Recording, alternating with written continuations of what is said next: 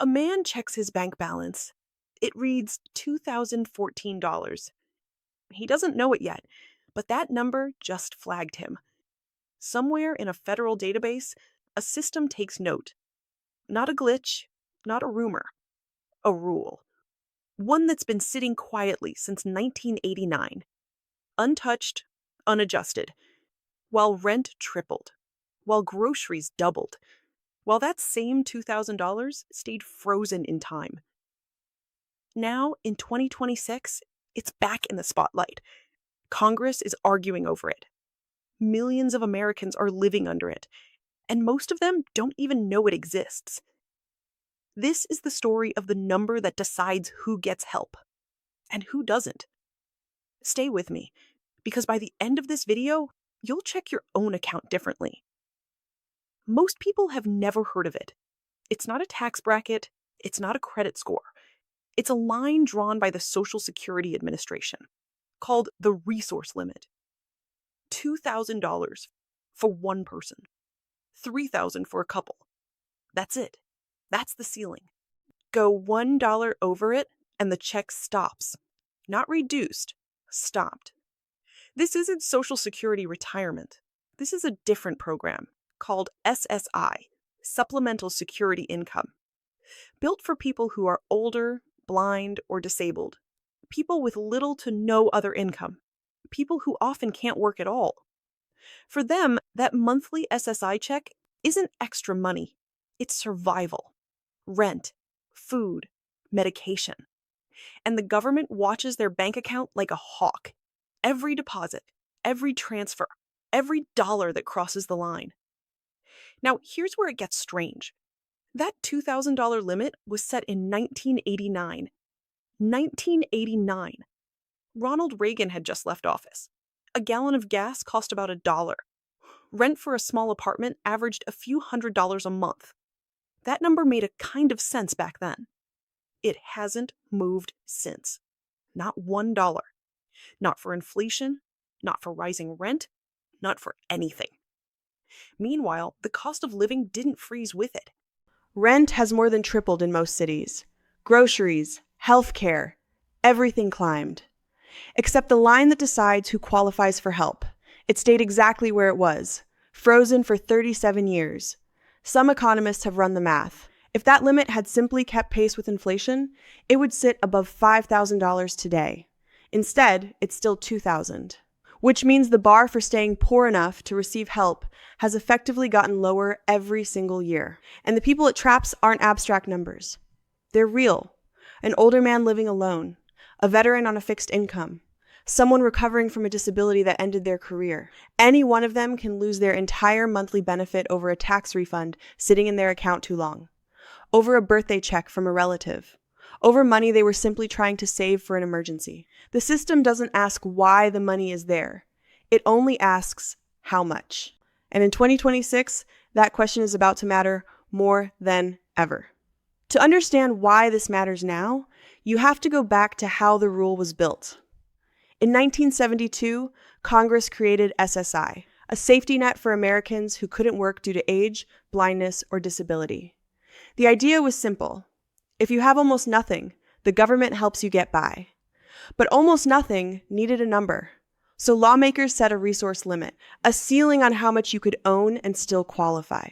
Cash, bank accounts, stocks, bonds, anything that could be turned into money for food or shelter. Your home doesn't count. One car doesn't count, but savings do. In 1989, that ceiling was set at $2,000 for an individual, $3,000 for a couple. And then Congress moved on to other things.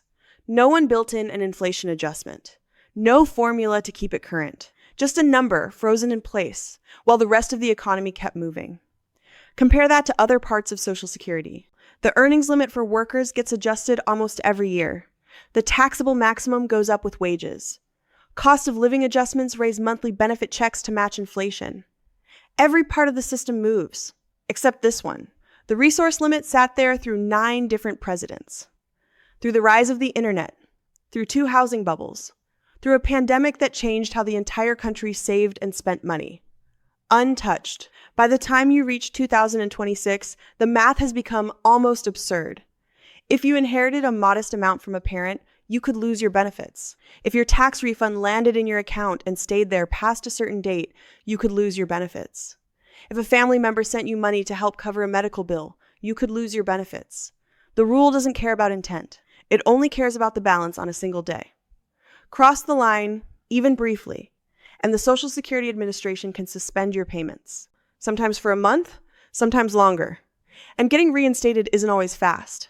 For someone living paycheck to paycheck on a few $100s a month, that gap can mean missed rent, missed medication, a crisis triggered by a technicality. Advocacy groups have been raising alarms about this for years. Legal aid organizations, disability rights groups. Even AARP has pushed for reform. Their argument is consistent. A limit designed for $1,989 has no place governing people's lives in 2026. But here's the twist.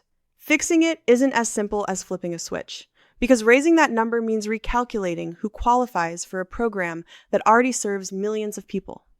And that brings us to what's happening in Washington right now. In early 2025, a bill landed on Capitol Hill, quiet at first, barely covered by major news outlets. Its name, the SSI Savings Penalty Elimination Act. Its goal? Raise the resource limit for the first time in over 3 decades. Individual limit, from $2,000 to $10,000. Couples limit from $3,000 to $20,000. And for the first time, index it to inflation going forward, so it would never freeze like this again. The bill had something rare in Washington: support from both parties. Disability rights organizations backed it. So did senior advocacy groups. So did AARP. The reasoning was straightforward. A program meant to help the poorest Americans was punishing them for trying to save even a small cushion. A recipient with $3,000 set aside for a medical emergency wasn't wealthy. They were prepared. But under current law, prepared and ineligible looked the same. Supporters called it common sense, a simple update decades overdue. But bills don't move on logic alone. They move on budgets. And raising the resource limit means more people qualify for SSI. More people qualifying means a bigger price tag for the federal government. Estimates on the cost varied.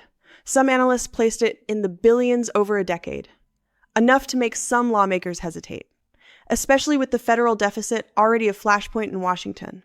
So the bill sat, debated in committee, reintroduced, amended, championed by some, stalled by others. As of mid-2026, it still hasn't passed. It remains one of dozens of proposals competing for floor time, which means for now, the $2,000 limit is still the law, still frozen, still deciding who gets help and who gets a suspension letter. But something has shifted. For the first time in decades, this obscure rule is getting real attention. Local news segments picked it up. Financial advisors started warning clients on SSI about the risks of exceeding it by accident. Legal aid clinics began fielding more questions than ever. And on social media, personal finance creators started breaking down exactly how easy it is to trip this wire without meaning to. A mistiming on a Social Security retroactive payment. A well-meaning gift from a son or daughter. A stimulus-style check that arrives and sits too long. None of these are loopholes. They're everyday situations. And in 2026, more Americans than ever are learning the hard way just how unforgiving this rule can be.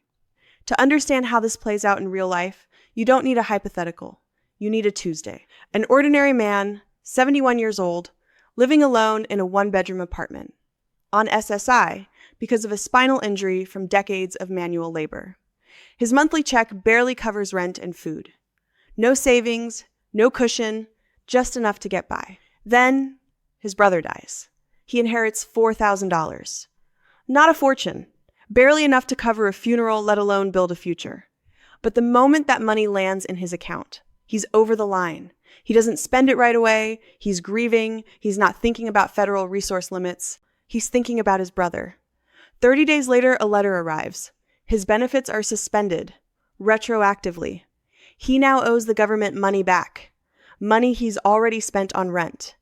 This isn't a rare story. Caseworkers and legal aid attorneys say variations of it happen constantly. A veteran gets a one-time back pay deposit from the VA. A disabled man receives a tax refund he forgot to spend down in time. A recipient's adult son wires him rent money during a rough month, not realizing it counts as a resource the day it lands. None of these people are trying to cheat the system. Most don't even know the system is watching that closely. The Social Security Administration doesn't send a warning before the balance crosses the line. It checks on the first moment of each month. If the number is over, the eligibility is gone for that entire month. Sometimes people find out only when the deposit doesn't arrive.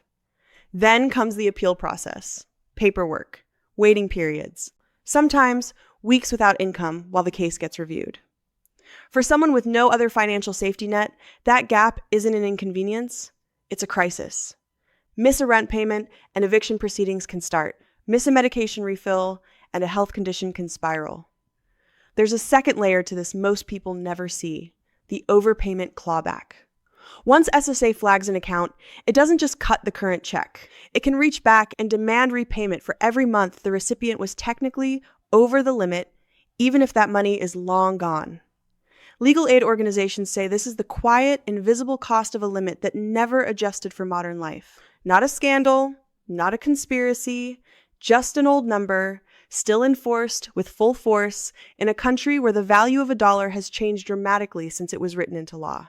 And the men and women living under it don't get to wait for Congress to catch up. They live with the $2,000 line every single day. So where does this leave things in 2026? The rule is still on the books. $2,000 for an individual, $3,000 for a couple, unmoved since 1989. But the pressure to change it hasn't gone away. Advocacy groups keep pushing. Justice in Aging, a national organization focused on senior poverty, has called for the limit to be eliminated entirely, not raised, removed. Their argument is simple. A rule that hasn't moved in 37 years isn't a policy anymore. It's an oversight. Disability rights groups make a related point. They argue the current limit doesn't just fail to reflect inflation. It actively discourages the one thing every financial advisor tells people to do: save for emergencies. Under this rule, saving is a liability. A cushion becomes a disqualification. Some lawmakers agree. The SSI Savings Penalty Elimination Act still sits in Congress, waiting for enough momentum to pass. Its supporters haven't given up. Every session, it gets reintroduced, amended, and debated again. In the meantime, financial counselors who work with SSI recipients have started giving out a very specific piece of advice. Know your number. Check your balance regularly. Understand what counts as a resource and what doesn't. Home equity doesn't count. One vehicle doesn't count. Certain burial funds don't count. ABLE accounts created for people with disabilities allow savings up to $100,000 without affecting eligibility. For many recipients, that account has become the only legal way to build any kind of financial safety net at all. But not everyone qualifies for one, and not everyone knows it exists, which is part of the deeper issue here. This isn't a hidden conspiracy. It's not some secret government tactic no one is allowed to talk about. It's public information on public websites, discussed in open congressional hearings. The real danger isn't the rule itself. It's how few people know it's there until the moment it costs them. A single deposit, a single day, a single number that decided who continues receiving help and who doesn't. For now, the line stands at $2,000. Whether it moves depends on what happens next in Washington. But for the millions of Americans living under it right now, the rule isn't abstract. It's the difference between rent paid and rent missed, between medication filled and medication skipped. If you or someone you know receives SSI, this is worth understanding before it becomes a problem, not after. Because in this system, ignorance doesn't get you an exception. It just gets you a letter